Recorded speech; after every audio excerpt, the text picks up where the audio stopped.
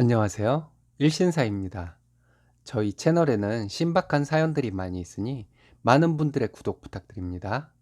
이번 사연은 재산에 욕심만 부리고 부모님에게는 불손하게 대하던 아주버님 부부를 참교육하고 시어머님을 모셔온 효부께서 보내주신 사연인데요. 함께 보시겠습니다. 안녕하세요. 저는 30대 후반 아들 하나 키우는 아줌마입니다. 사람이 어떻게 이럴 수가 있는지 정말 화가 나네요. 남편과는 나이 차이가 좀 있고 남편의 차분함에 반해서 연애를 시작했습니다. 그리고 남편의 자상함과 보살핌으로 사랑을 받다가 결혼을 하게 되었어요. 남편은 쉬는 날 아이와 잘 놀아주고 집안일도 잘 도와줍니다. 남편은 이남 일녀 중 차남이고요. 남편이 배려심이 크고 자상함이 있는 것까지는 좋아요. 근데 왜 결단력은 그 모양인지 정말 사람이 모든 면에서 완벽할 수는 없겠죠. 어디서부터 얘기를 시작해야 할지를 모르겠네요. 일단 상황은 이렇습니다.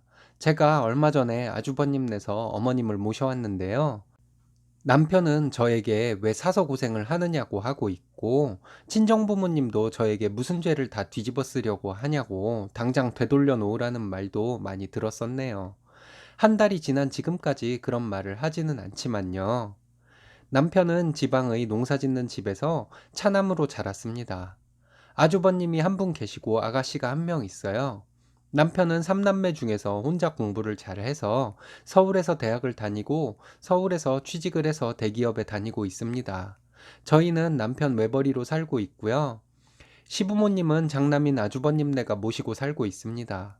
남편과 결혼을 할 때 아버님께서 건강이 많이 안 좋은 상태였습니다. 남편에게 듣기로는 아버님이 50대 후반, 젊다면 젊으신 나이부터 치매가 있으셨대요. 치매가 그렇게 심하신 것도 아니고 드라마에서 보는 것처럼 정신이 오락가락 하시는 것도 아니었습니다. 귀가 좀 어두우시고 물건 어디에 두었는지 깜빡하시는 것을 잘 하시곤 하셨대요. 그리고 연세가 더 드시면서 아주 가끔은 마실 나가셨다가 길을 못 찾아서 동네 어르신이나 경찰서에서 연락이 와서 아주버님이 모시고 들어오신 적이 몇 번 있으셨답니다. 남편과 결혼할 때 남편은 늦은 나이에 결혼을 한다고 시부모님은 무척이나 좋아하셨어요. 결혼 후에 시댁에 시부모님 찾아뵈면 엄청 반가워해 주셨고요. 아버님은 제가 결혼을 하고 1년 정도 있다가 돌아가셨습니다. 결혼을 하고 아버님이 돌아가시기 전까지 1년 동안 시댁에 갔다가 많이 놀라운 모습을 보곤 했었는데요. 다른 것이 아니라 아들인 아주버님이 아버님에게 소리를 지르고 떠밀고 하는 모습이었습니다. 아버님이 지병으로 몸이 쇠약해진 상태에서 치매까지 겹쳐서 이상한 말씀을 좀 하시긴 했어요. 큰아들인 아주버님이 아버님의 소유로 되어 있던 어디 땅 판 돈을 아버님에게 주지 않았다던가 농지를 세주는 것을 도지라고 하나요? 누구에게 도지를 주고 받은 돈을 아주버님이 아버님에게 드리지 않았다던가 하는 내용이었는데요. 그 내용을 아버님이 종이에 적어 아주버님 들으라는 듯이 읽으면서 계시면 아주버님은 그 돈을 어떻게 하지 않았었냐고 아버님께 소리를 지르며 말을 했습니다. 아버님은 거짓말하지 말라며 돈 내놓으라고 소리를 지르시고요. 그럼 아주버님은 아버님에게 화를 내며 떠밀고 하는 것을 몇 번 본 적이 있습니다. 그런 모습을 처음 봤을 때 남편에게 아주버님은 치매 때문에 아버님이 그러시는 것을 가지고 아주버님이 왜 저렇게 흥분을 하냐고 물어봤어요. 아버님이 젊을 때부터 돈 욕심이 많으셔서 아주버님에게 저런 얘기를 예전부터 종종 하셨었는데 치매에 걸리시고는 더 심해졌다고 남편이 얘기해 주었습니다. 그래도 저는 좀 의아스러웠어요. 치매에 걸려서 운전한 정신이 아니신 아버지가 하는 말씀에 그렇게 예민한 반응을 할 필요가 있나 하는 생각이 들었거든요. 게다가 아주버님은 처음 봤을 때부터 참 거만하기가 하늘을 찌르는 사람이었습니다. 아주버님은 저를 처음 봤을 때부터 시댁 재산 자랑부터 했던 분이었어요. 그리고 말의 말미에 가서는 장남인 본인이 부모님의 땅과 재산을 운영하고 있으니 다른 형제들은 부모님의 재산에 대해 욕심을 부리면 안 된다는 말로 끝맺음을 했는데요. 저는 그때 어리기도 하고 뭘 모르기도 했던 때라서 그냥 듣고만 있었습니다. 시댁 재산에 대해 알지도 못했을 뿐 아니라 남편이 능력이 좋아서 먹고 살기 나쁜 것도 아니었으니까요. 나중에 친정엄마에게 아주버님이 편찮으신 아버님에게 심하게 불손하게 대한다고 얘기를 했더니 부모 모시고 사느라 아주버님이 많이 힘드셔서 그렇게 했거니 하고 이해하라고 하시더라고요. 제가 시부모님 모시고 살 거 아니면 그냥 못 본 채 하라고 친정엄마께서 말씀하셨습니다. 그래도 저를 많이 예뻐해 주시던 아버님이어서 아주버님이 그렇게 아버님에게 불손하게 대할 때는 화가 나기도 하고 마음이 아프기도 했습니다. 제가 결혼을 하고 1년 뒤에 아버님이 돌아가셨습니다. 짧은 기간이었지만 저를 많이 예뻐해 주셨던 아버님이 돌아가셔서 정말 많이 슬펐어요. 자식들도 돈과 재산밖에 모르시던 분으로 아버님에 대해 평가를 했었는데 장례식장에는 조문객들이 생각보다 많이 왔습니다. 조문객으로 오신 어르신들이 하는 얘기를 언뜻 들어보면 아버님은 돈 욕심이 많아서 인색하긴 하셨지만 꾼 돈 빨리 갚고 받은 호의는 반드시 돌려주는 매사에 정확한 분이셨다고 말씀하시는 어르신들이 많았습니다. 한 사람의 평가는 그 사람의 장례식에서 진정으로 평가가 된다고 했나요? 여러 어르신들의 평가를 듣고 제가 예전부터 아버님을 높이 평가해왔던 것이 아버님이 저를 예뻐해 주신 것 때문만은 아니었구나 하는 것을 느꼈습니다. 그렇게 아버님을 보내드리고 아버님이 끔찍이도 사랑하시던 어머님이 걱정이 많이 되었습니다. 시부모님은 젊을 적부터 금실이 참 좋다고 들어왔는데요. 아니나 다를까 아버님 돌아가시고 나서 어머님의 전화 목소리에 예전만큼 힘이 들어가 있지 않아서 한동안 걱정을 했어요. 남편에게 얘기를 해보면 아버님 돌아가셔서 그럴 거라며 좀 지나면 괜찮아지실 거라고만 하더라고요. 아버님 돌아가시고 아버님의 재산은 대부분 장남인 아주버님이 증여를 받았습니다. 남편과 시누이는 작은 논 한 필지씩 받았고요. 부모님 모시고 살며 농사 지으며 살아온 장남이 재산을 그렇게 많이 가져가는 것은 당연한 것이라며 남편 형제들 다들 별다른 불만은 없었습니다. 시누이 남편도 마찬가지고 저도 별 불만은 없었어요. 그 이후에 시댁에 가면 어머니께서 항상 기운이 없어 보이는 것이 마음에 걸렸습니다. 아버님의 사랑으로 농사일도 그리 많이 안 하시고 약간은 공주처럼 살아오신 어머니는 참 따뜻한 마음을 가지신 분이신데요. 시골 노인분들 대부분 농한기에 노인정에서 시간을 많이 보내신다고 하시던데 어머니는 그런 노인정에도 거의 안 가시고 집에만 계셨어요. 제가 뵐 때마다 노인정에 가셔서 친구도 사귀시고 하라고 말씀을 드리고 노인정에 음료수와 라면도 보내놓고 그랬는데 한두 번 가시더니 안 가시더라고요. 어머님은 아버님만 그리워하며 사시는 것 같아 마음이 아팠습니다. 아버님 돌아가시고 언젠가부터 시댁에 가면 아주버님과 형님은 어머님에게 신경질적으로 말하는 경우를 종종 목격을 했습니다. 남편과 친정엄마에게 들은 말도 있고 해서 좀 화가 났지만 별말 안 하고 참고 있었는데요. 어떤 때는 아주버님과 형님이 정말 심하다 싶을 정도로 어머님에게 소리를 지르는 것도 몇 번 봤습니다. 그때마다 남편에게 얘기를 하면 남편은 한숨을 쉬면서 자기가 뭘 어쩌겠냐는 말만 하더군요. 저희 아들은 할머니라면 정말 끔찍하게 생각해요.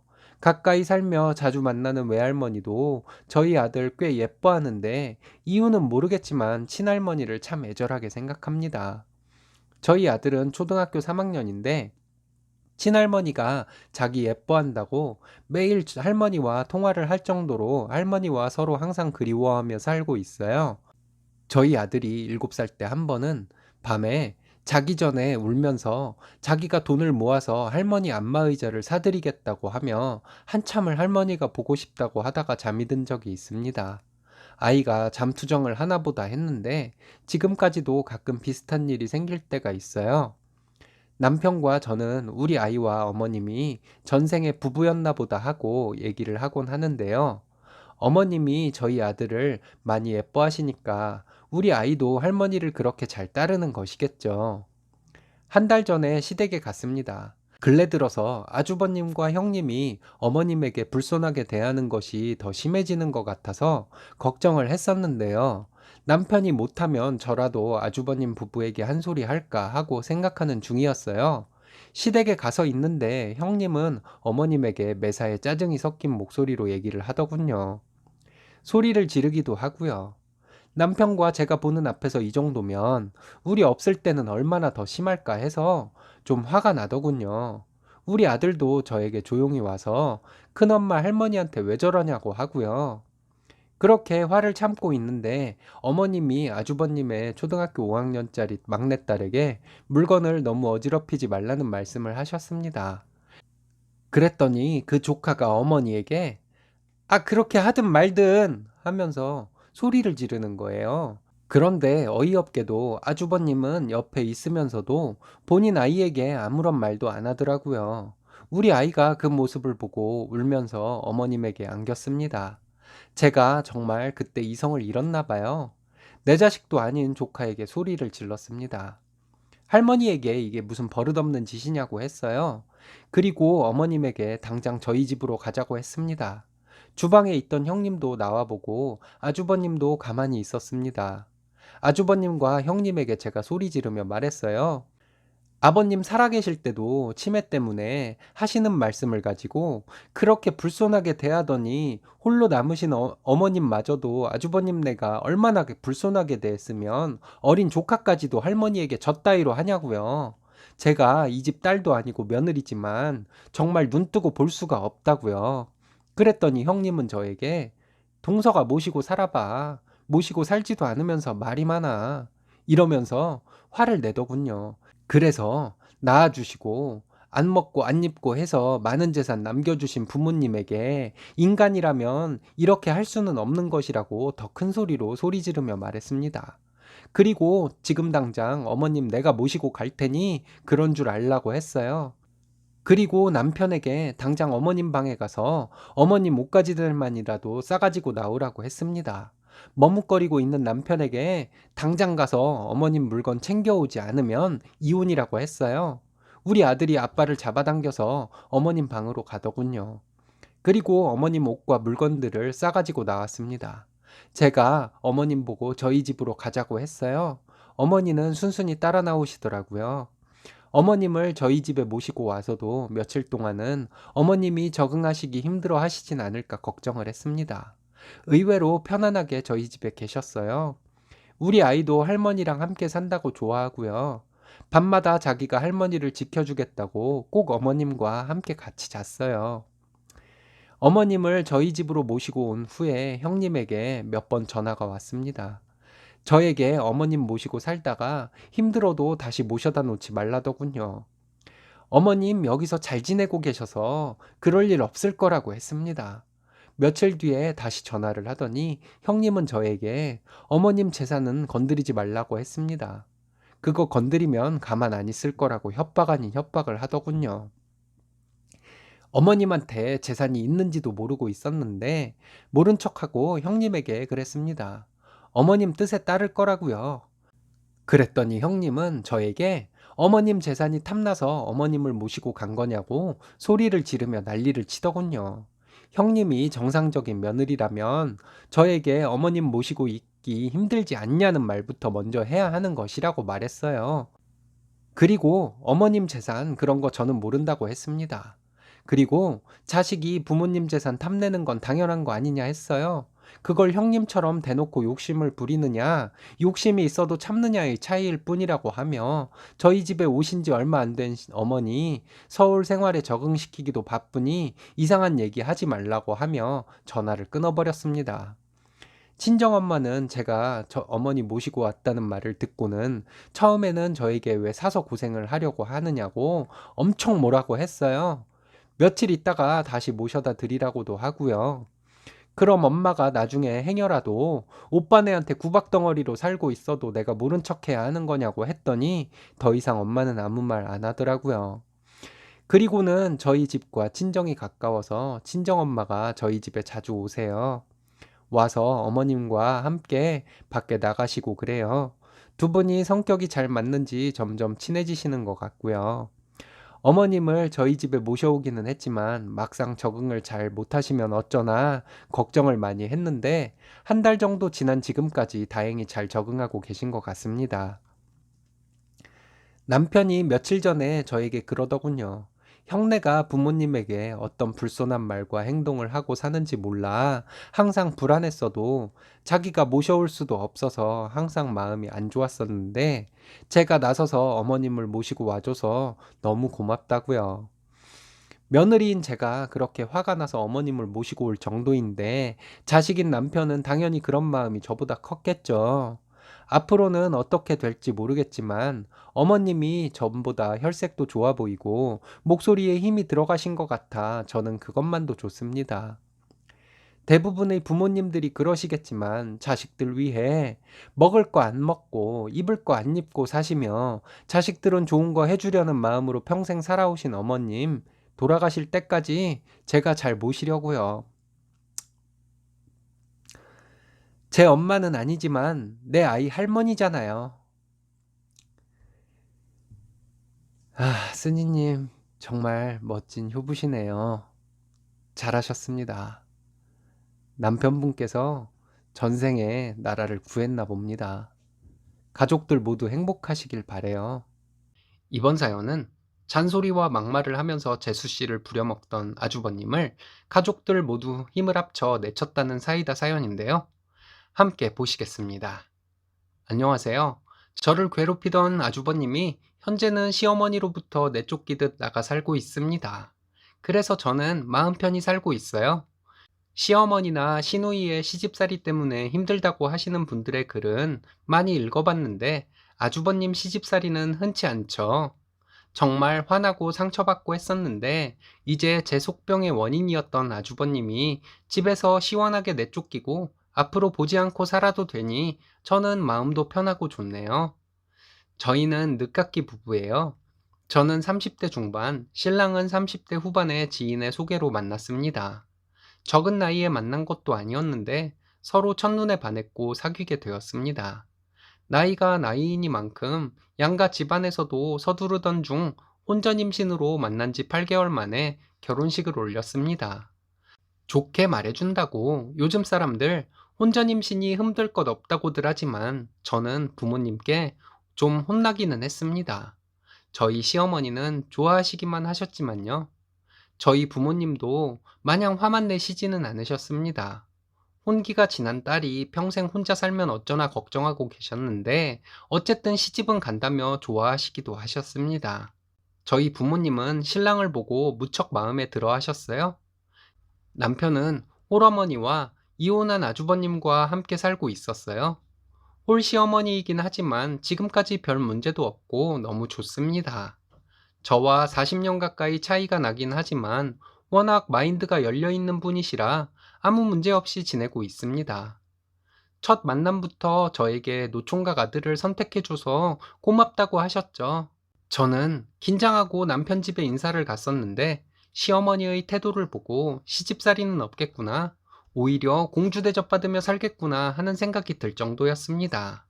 이 얘기를 듣고 친정부모님도 감사하게 생각하셨습니다. 상견례 때도 저희 시어머니는 결혼식은 아기를 낳고 해도 되고 무엇보다 제 뜻이 중요하다고 말씀해 주셨습니다. 한참 저희 부모님과 시어머니가 담소를 나누는 자리가 된 상견례였어요. 그리고 저희 부모님은 많이 기뻐하셨습니다. 그런데 상견례 이후에 생각지도 못했던 아주버님의 시집살이가 시작되었습니다. 혼전 임신이라고 저에게 어떻게 순서가 바뀔 수가 있냐는 말을 하더니 가정교육을 어떻게 받은 것이냐는 말도 서슴지 않고 하더군요. 얼굴이 뜨거워졌는데 남편이 나서서 아주버님에게 자기가 임신시킨 것인데 그럼 나도 가정교육을 잘 못 받은 것이냐고, 그럼 형제로 자랐으니까 형도 가정교육을 잘 못 받고 자랐겠다고 하면서 제 편을 들어주었습니다.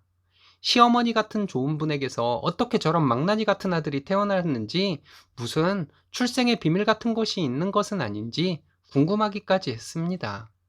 결혼하고 시댁 가까이 살면서 시댁에 자주 찾아뵈었는데 아주버님과 참 많은 트러블이 있었습니다.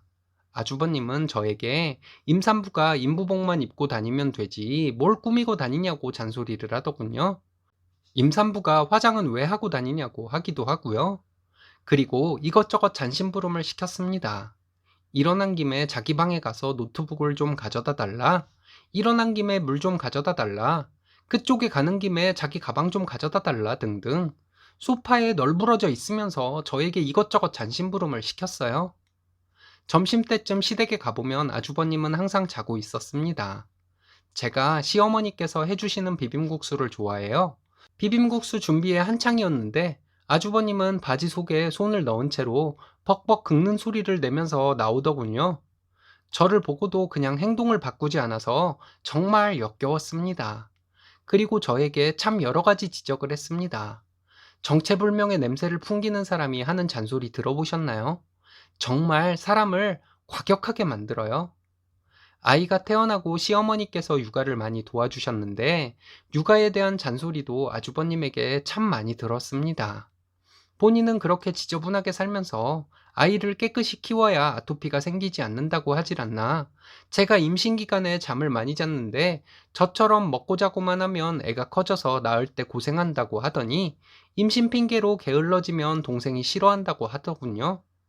집안에서 가장 게으른 사람에게 이런 지적을 받으니 정말 어이없었습니다. 그러면서 저를 보면 절대 본인 손으로 뭘 해먹는 경우가 없었어요. 저에게 뭐 해달라 하는데 남편이 그럴 때마다 임신한 저 부려먹지 말고 배달 음식을 시켜 먹으라고 했거든요. 아주버님은 집에 여자가 있는데 왜 시켜 먹냐고 하는데 내가 자기 시중 들어주는 여자인가?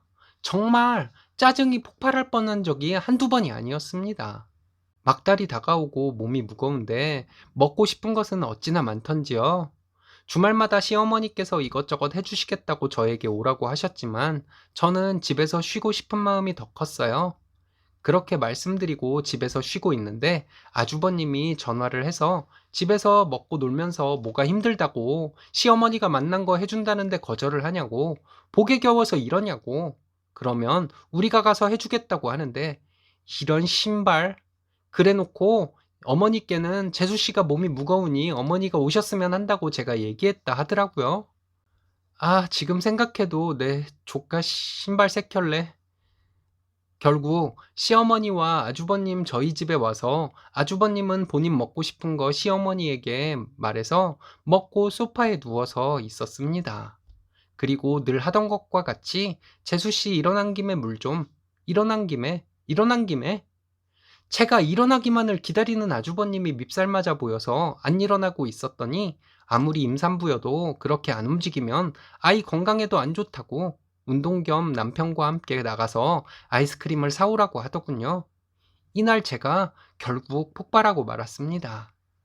아주버님은 왜 그렇게 저한테 불만이 많고 이것저것 부려먹으려만 하시냐고. 나 솔직히 어머니가 보고 싶어서 시댁에 가려 해도 아주버님 꼴 보기 싫어서 가기 싫었다고. 그래서 오늘도 집에 있겠다고 한 것이었는데 이렇게 어머님께 거짓말까지 해서 와서는 계속 저를 부려먹으려고 하냐고 정말 정신없이 다다다 했습니다. 그랬더니 아주버님은 어른에게 화를 낸다고 하더군요. 아주버님이 저보다 나이가 한참 많기는 하지만 무슨 집안 어른인가요? 저에게 버릇이 없다고 하더니 싫으면 안 하면 될 것을 여태까지 해줬으면서 이제 와서 왜 그러냐고 했습니다. 남편도 제 편을 들면서 앞으로 내 마누라 부려먹지 말라고 소리 지르고 어머니도 아주버님에게 사과하라고 하셨습니다. 그랬더니 그냥 휙 나가버리더라고요. 그리고 그 다음 주 주말에 시댁에서 아주버님을 만났는데 저에게 서운함을 표현했습니다. 본인이 아내도 없고 나이 드신 어머니에게 시키기도 뭐하고 해서 재수 씨에게 좀 도와달라고 한 것이었는데 그게 그렇게 못마땅했냐는 개소리를 하더라고요. 그래서 내가 아주버님 아내가 아니지 않냐고 어느 정도는 해드릴 수는 있어도 아내에게도 나에게 했던 것처럼 그렇게 하는 남자 요즘 세상에 없을 것이라고 말했습니다. 아주버님 사람 자체가 게으른 것이고 앞으로는 누구에게 기댈 생각 마시고 뭐든지 혼자 힘으로 하시라고 했습니다. 그리고 처음에 저에게 가족으로 와줘서 고맙다고 환영한다고 하지 않았냐고. 그래놓고 내가 만만하니까 종부리듯이 부려먹었고 그럼 결국 하녀가 하나 생겨서 환영한다고 말씀하신 것이었냐고 따졌습니다. 뱃속에 아이가 태어나서 아주버님 보고 배울까봐 겁나서 앞으로 아주버님 안 보고 살 것이라고 말하고 남편과 함께 집으로 돌아왔습니다. 그리고 아기 낳고 시어머니께서 저희 집에 자주 오셔서 육아를 도와주셨어요. 육아에 정신없이 살고 있었는데 얼마 뒤에 시어머니가 아주버님께 잔소리를 좀 했다고 집을 나갔다고 들었습니다. 2년 가까이 집을 나가서 혼자 살던 아주버님은 슬며시 시댁으로 들어왔습니다. 은근슬쩍 또다시 저를 부려먹으려고 하는데 시어머니께서 단호하게 차단을 해주셨어요. 그딴 식으로 또 할 거면 나가라고 하셨습니다. 그리고 얼마 안 가서 아주버님은 다시 집을 나가서 살게 되었어요. 이번에 시어머니는 대단한 결심을 하신 것 같아요.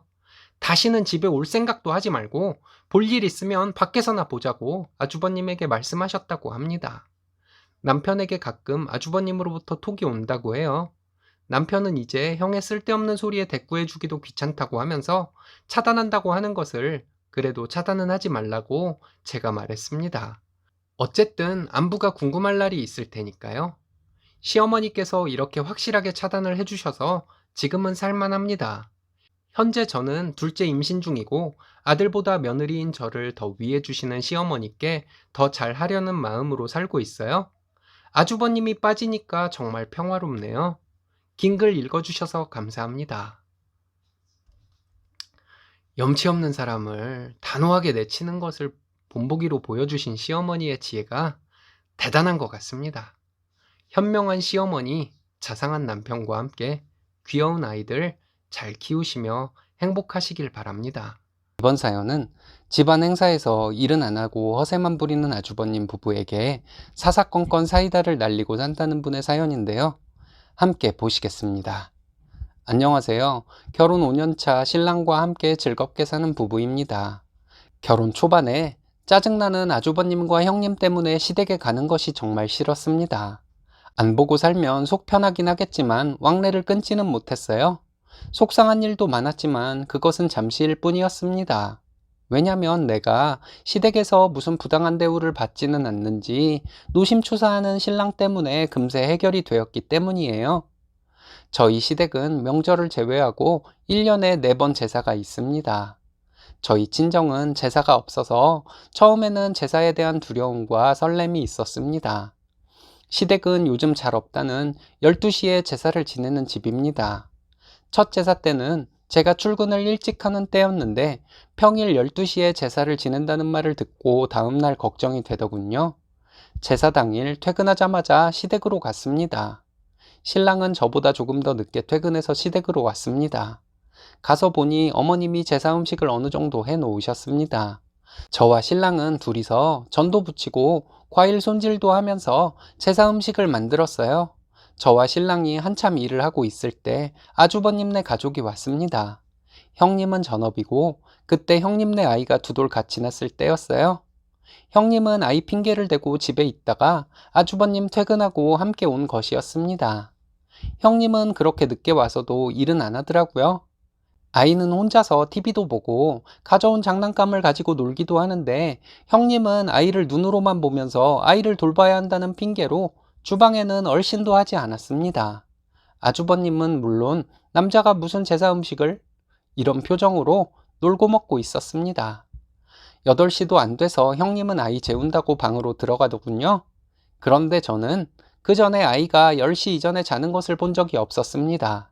신랑이 시어머니께 아이 늦게 자는 것을 뻔히 아는데 형수가 어지간히 일하기 싫은가 보다고 말했어요. 신랑이 그 말을 할 때 아주버님이 주방에 와서 접시에 전을 덜고 있을 때였습니다.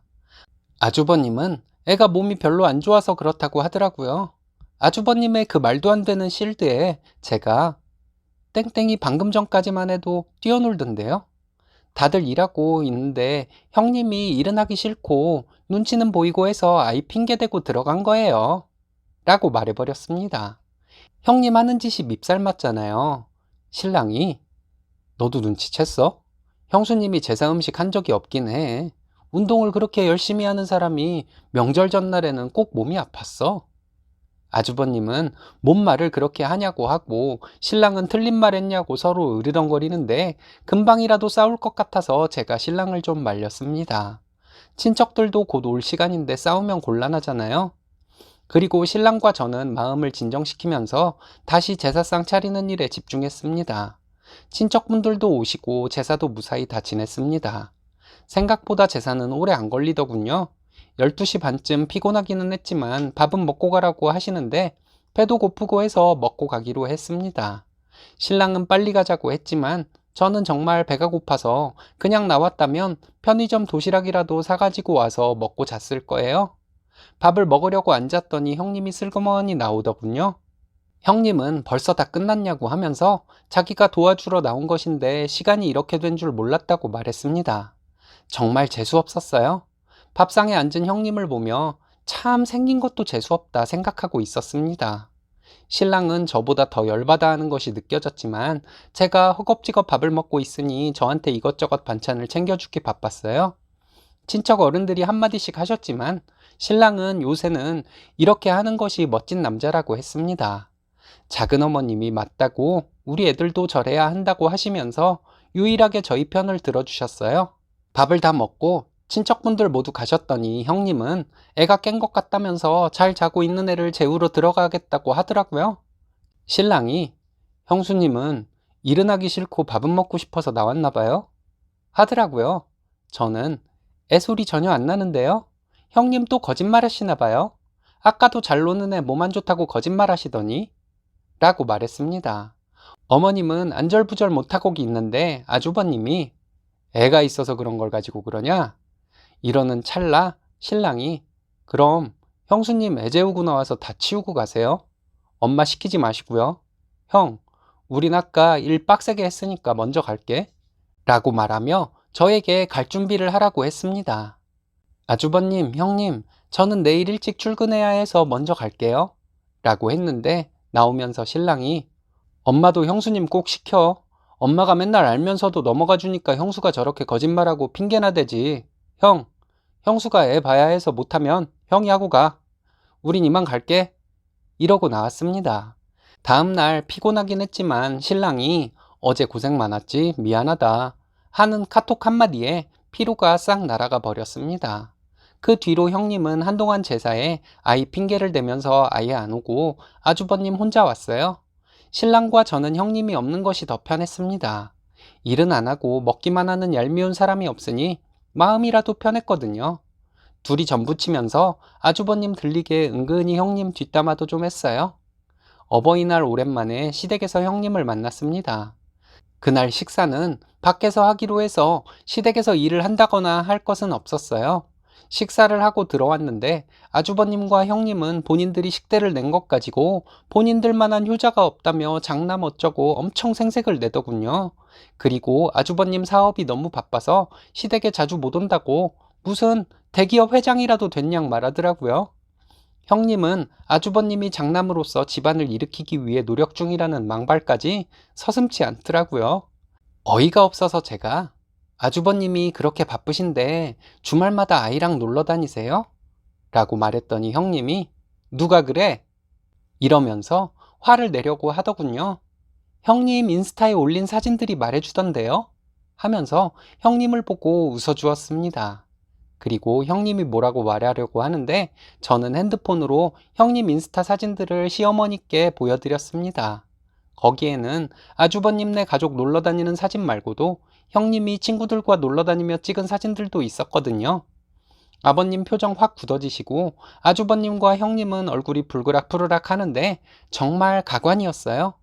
신랑이 역시 거짓말도 머리가 나쁘면 안 돼.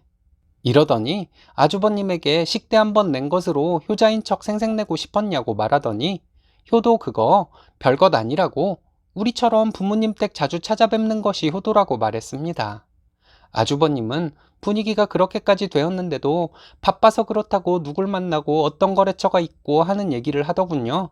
아버님도 화가 나시는지 한마디 하셨습니다. 사업하느라 그렇게 바쁘면 금세 집도 사고 땅도 샀다는 소리 들리겠다고요. 아주버님이 흠칫하더군요. 신랑은 돈 잘 버는 형 덕 좀 보겠다고 신나서 말했더니 아주버님은 말을 얼버무리시더라고요. 이런 일이 있고 나서 아주버님과 형님은 시댁에 더 안 왔습니다. 1년에 두세 번 보는 정도예요. 시부모님이 마음이 약하셔서 아주버님과 형님이 제멋대로 행동하는 것도 있겠지만 제가 생각하기에는 아주버님 부부는 그냥 이기적인 것 같아요. 저는 신랑이 항상 제 편이고 저를 애지중지해주니 고마워서 시부모님 자주 찾아뵙고 잘 해드리려 노력하고 있습니다. 순수하신 시부모님도 너무 좋고요. 아이들 교육을 위해서라도 양가 어른들 자주 찾아뵈려고요. 부창부수 멋지십니다. 남편분은 진정한 효자이면서 애처가시고 쓰니님은 현모양처시네요. 두 분의 자녀들의 미래가 기대됩니다.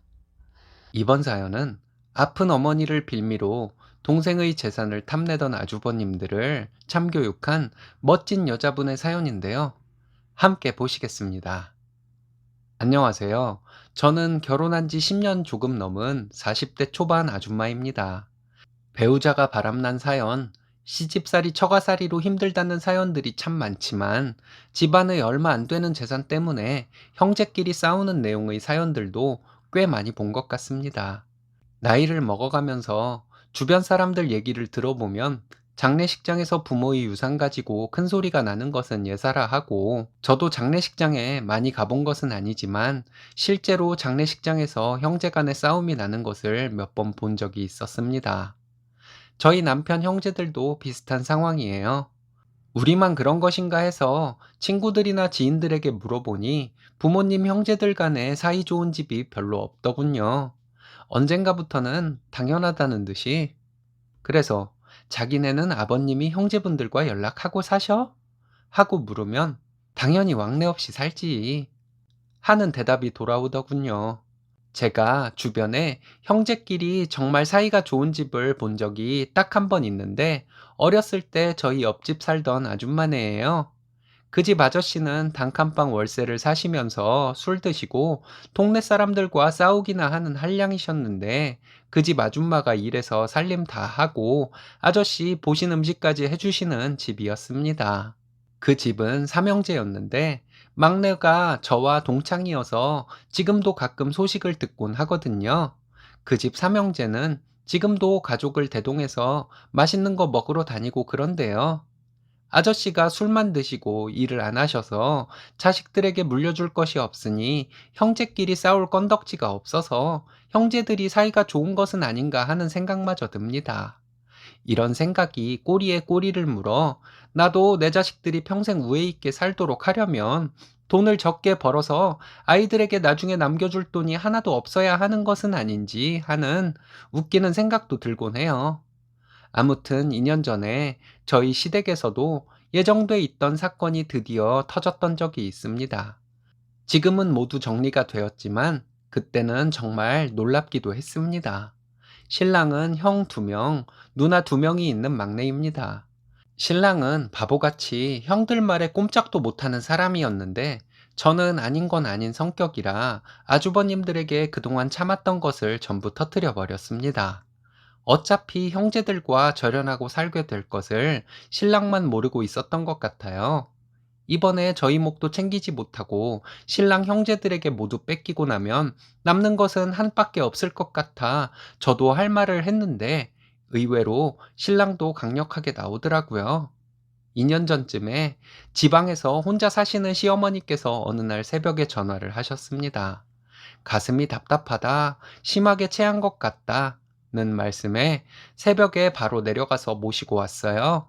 신랑은 조금 늦게 출근을 하고 저 혼자서 어머니의 보호자로 병원에서 여러 가지 검사를 받았는데 심근경색이라고 하더라고요. 심각할 정도로 심장의 조직이 상했다고 대학병원에서 수술을 해야 한다는 의사의 말에 많이 놀라 경황이 없었습니다. 신랑에게 전화해서 의사의 얘기를 전달하니 곧바로 병원으로 왔어요. 신랑이 형제들에게 전화를 해서 상황을 설명했는데 다른 형제들은 퇴근하고 저녁이 되어서야 오더군요. 늘 이런 식이었습니다. 어머님은 늘 막내만 찾으셨어요. 큰아들, 둘째 아들은 오라 해도 바쁘다고 하며 못 온다 하니 언젠가부터 부르지도 않으셨습니다. 저와 신랑은 어머니 혼자 계시면서 작은 땅이지만 농사를 지으시니 쫓아 내려가서 굳은 일 다 했습니다. 아이들 유치원생이었을 때는 농촌 체험 간다고 생각하고 어머님께 가서 일하고 왔어요. 힘들기도 했지만 혼자 되셔서 쓸쓸히 살고 계신 어머님이 짠해서 안 갈 수가 없었습니다. 큰아주버님은 병원으로 와서 한다는 말이 어머님을 요양원에 보내자는 말이었습니다. 어머니는 당신이 어떤 상태인지 잘 모르시고 가슴이 답답했던 것이 나아졌다고 다시 시골로 내려가신다고 하셨어요. 둘째 아주버님이 어머님 앞에서 요양원 얘기를 꺼내니 어머니는 사지 멀쩡한 당신을 자식들이 버리려고 한다며 펄쩍 뛰었습니다. 그래서 저는 요양원 보낼 돈으로 간병인을 쓰자고 했더니 아주버님들은 너는 빠지라는 식으로 얘기하더군요. 신랑은 답답하게도 형들 말에 한마디도 못하고 있었습니다. 큰아주버님은 어머니를 요양원에 보낼 것을 누구보다 강력하게 주장했습니다. 어머니를 요양원에 보내고 시골집과 하나 남은 땅을 팔라는 것이었죠. 아주버님들이 시골에 있던 땅 전부 팔아먹고 그 하나 남은 땅은 막내인 신랑 이름으로 돼 있는 것인데 그것도 큰아주버님이 담보대출로 3천만 원 해간 상태였습니다. 금세 갚을 것이라고 하며 담보대출 받아달라고 하고는 3년 넘게 갚지 않고 있는 상태였죠. 남편 명의의 땅을 팔게 되면 자기는 담보대출 받아간 것을 안 갚겠다는 뜻인 것 같았습니다. 저는 큰아주버님의 계산이 눈에 뻔히 보이는데 신랑은 그런 계산을 모르는 것인지 별 말 없이 형들 하는 말을 듣고만 있더라고요. 신랑을 조용히 병실 밖으로 불러내서 얘기했습니다. 당신 형들이 어머님 요양원 보내고 땅 팔라고 하는 건 자기들이 무슨 자격으로 얘기하는 것이냐고요. 신랑이 그게 뭔 소리냐고 하길래 시골 땅 주변이 점점 좋아지고 있어서 팔기도 아까운 땅이지만 당신 이름으로 돼 있는 땅을 형들이 팔라고 하는 이유가 내가 생각하기에는 큰아주버님은 우리가 담보대출 받아준 것을 안 갚으려고 하는 수작이고 둘째 아주버님은 그 땅 팔면 땅 판 돈 자기도 나눠받으려는 수작이지 않겠냐고 했습니다. 신랑은 설마 그럴 리 없다고 하면서 저에게 잠자코 있으라고 하더라고요. 그렇게 당하고도 정신을 못 차린 건지 신랑이 답답하기만 했어요. 아주버님들이 신랑과 저 있는 데서 땅을 파는 것을 기정사실인 것처럼 계속 말하길래 제가 큰아주버님에게 대출 받아간 것을 갚아줘야 땅을 팔지 않겠냐고 했습니다. 팔고 나서 나중에라도 저희에게 돈을 주면 되지 않겠냐고 하더군요. 그럼 저희에게 그 돈을 빌려간 것으로 차용증을 쓰자고 했습니다. 그랬더니 형제간에 무슨 그런 것을 쓰냐고 하며 언성을 높이더니 재수씨, 우리 식구 일에 너무 관여하지 말라고 하더군요. 내가 결혼한 지 10년이 되었는데 여기 식구가 아니면 뭐냐고 하면서 혹시 그 돈 은근슬쩍 안 갚으려고 그 멀쩡한 땅을 팔라고 부추기는 것 아니냐고 했어요. 그랬더니 둘째 아주버님이 형제간에 의상하게 한다는 둥, 여자가 잘 들어와야 한다는 둥 개소리를 하더라고요. 여태까지 어머님 댁에 가서 굳은 일 하고 어머님 돌봐드린 자식 며느리가 우리밖에 없는데 무슨 이상한 소리를 하시냐며 아주버님들은 재산 팔아먹고 어머님 한번 들여다보지도 않는 사람들이 이 무슨 염치 없는 소리냐고 했습니다. 거기에다가 하나 남은 동생 땅마저도 나눠 가지려는 수작인 게 뻔히 보이는데 내가 가만히 있게 생겼냐고 했어요. 아주버님들은 아니나 다를까 그게 왜 신랑만의 땅이냐고 하더라고요. 드디어 대놓고 본색을 드러낸 것이었죠. 신랑이 자기 형들의 실체를 이제야 확실히 알았는지 손을 떨더군요. 그러면서 하는 말이 형들이 다른 재산들 다 가져다 팔아먹었고 그 땅은 내가 팔지 않고 지키고 있는 것인데 내 거가 아니면 누구 거냐고 소리를 질렀습니다. 그리고 담보대출 받은 돈 당장 갚으라고 하더니 땅은 점점 시세가 오르고 있는 중이라 나라에 수용되는 것 말고는 절대 못 판다고 했습니다. 판다고 해도 형들에게 돌아갈 돈은 한 푼도 없을 것이라고 하더군요. 그리고 어머님은 내가 모시고 살려고 했는데 형들이 그렇게 얘기를 하니 요양원에 보내든 모시고 살든 알아서 하라고 했습니다. 그리고 저에게 뭐 하고 있어? 짐 챙겨. 이러는데 제가 알던 형들에게 꼼짝 못하던 신랑이 맞나 싶었어요. 집에 와서 신랑은 이제 자기는 형들이 없는 사람이라고 우울해 하더라고요. 아주버님들에 대해서 더 이상 나쁘게 얘기하면 안 될 것 같아서 더 이상 저는 아무 얘기도 하지 않았습니다. 그럼 어머니 저렇게 요양원에 보낼 것이냐고 했더니 신랑은 요양원을 보내긴 뭘 보내? 라고 하면서 아주버님들은 요양원비 아까워서라도 어머니를 모른 채 할 것이라고, 그때 우리가 어머님 떠맡게 될 것인데 저는 어떻게 하고 싶냐고 묻더라고요. 저는 안 그래도 모시겠다고 했는데 뭘 묻냐고 했더니 신랑은 고맙다며 제 다리를 붙잡고 울었습니다. 다음 날서부터 아주버님들에게 전화가 오는데 신랑은 우리더러 빠지라고 했으니 우린 빠질 것이다. 대출금이나 갚아라. 이 말만 계속했답니다.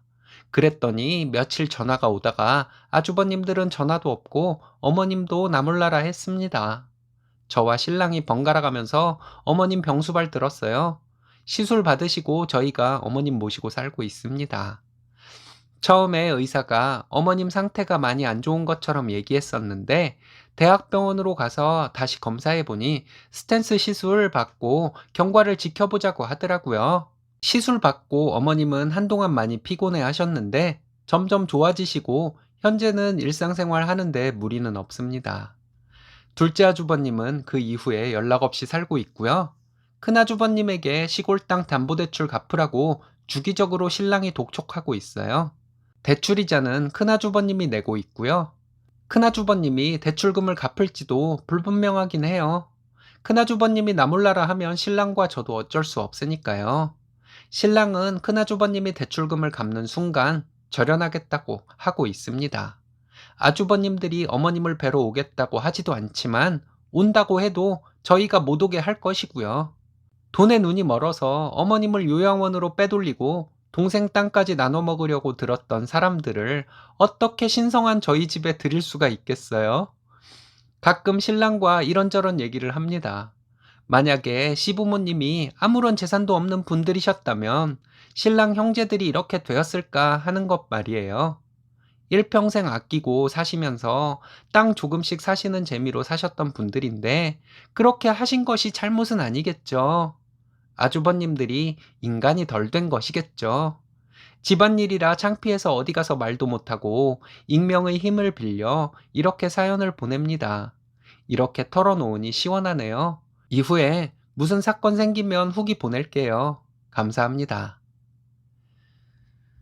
큰 돈이 걸리면 나쁜 놈 되더라도 돈부터 먹고 보자고 덤비는 것이 인간의 본성일까요?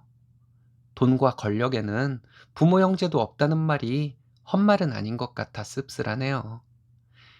여러분들 형제들은 어떠신가요?